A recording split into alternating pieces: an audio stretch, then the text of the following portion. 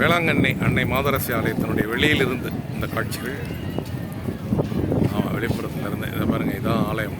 ஆலயத்தினுடைய இதில் புதுசாக இப்போ ஃபஸ்ட்டில் நீங்கள் வீடியோ பார்க்கல, நிறைய வீடியோவில் பார்த்துருப்பீங்க. இது அதனால் இப்போ எடுக்கிறதுக்கு காரணம் என்ன கேட்டிங்கன்னா, ஆகஸ்ட் 29 வந்து குடியேற்றம் துவாரஜோகனம். அதனால் இன்றைக்கி ஆகஸ்ட் 1 எடுக்கிறோம். இன்னும் 28-9 நாள் இருக்குது. அதுக்கு முன்னாடி அது பராமரிப்பு வேலைகள், அதனுடைய இந்த பெயிண்டிங்கு அது இது போனது வந்தது நான் பார்த்துட்ருக்குறேன். இப்போ நம்ம கோவில் இருக்கிறோம். கோவில் முகப்பிலேருந்து இந்த வீடியோ. மாதரசி மாதாவை நீங்கள் இங்கிலிருந்து தரிசிக்கலாம். அவங்க தான் உள்ளே போயிட்டு படம் பிடிக்கிறதுக்கு அனுமதி இல்லை. அதையும் மீறி அங்கே போய் ஃபோட்டோ பிடிக்கிறாங்க, வீடியோ எடுக்கிறாங்க. ஆனால் நம்ம எடுக்கலை. நம்ம இங்கேருந்து வெளியிலேருந்து எடுக்கிறோம். வெளியிலேருந்து மட்டும் எடுக்கலாமா அப்படின்னா எடுக்க முடிகிறது, அதெல்லாம் எடுக்கிறேன். வேறு ஒன்றும் இல்லை. இதான் அன்னை மாதா. இது ஒரு தூய்மையான பகுதி. சுற்றுப்புறம் இங்கெல்லாம் வந்து ஒரு முன்னாடி ஏதோ ஒரு நீங்கள் பத்திரிகையோடு படிச்சிருப்பீங்க, மிக தூய்மையாக பராமரிக்கப்படும் ஆலயங்கள் இதுவும் ஒன்று அப்படிங்கிற விஷயத்தில் இது முதன்மை பெறும் ஒரு வழிபாட்டு ஸ்தலம்.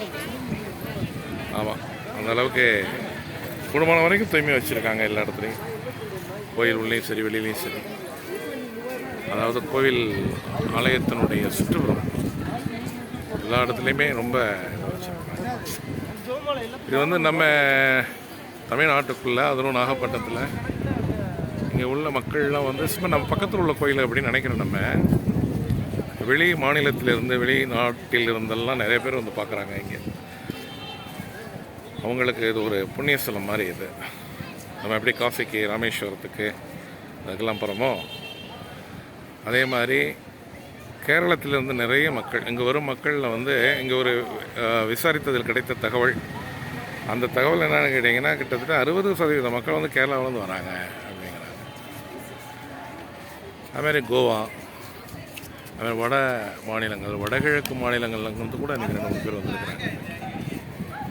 ஒரு அற்புதமான ஒரு ஆலயம் இது. இது எல்லோரும் மக்கள் பார்க்க வேண்டும் என்பதற்காக ஒரு காட்சி.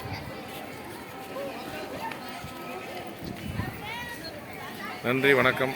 மகேந்திரன் குளோபல் இங்கிலீஷ்லேருந்து.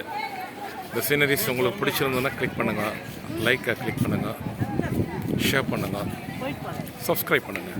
நன்றி, வணக்கம்.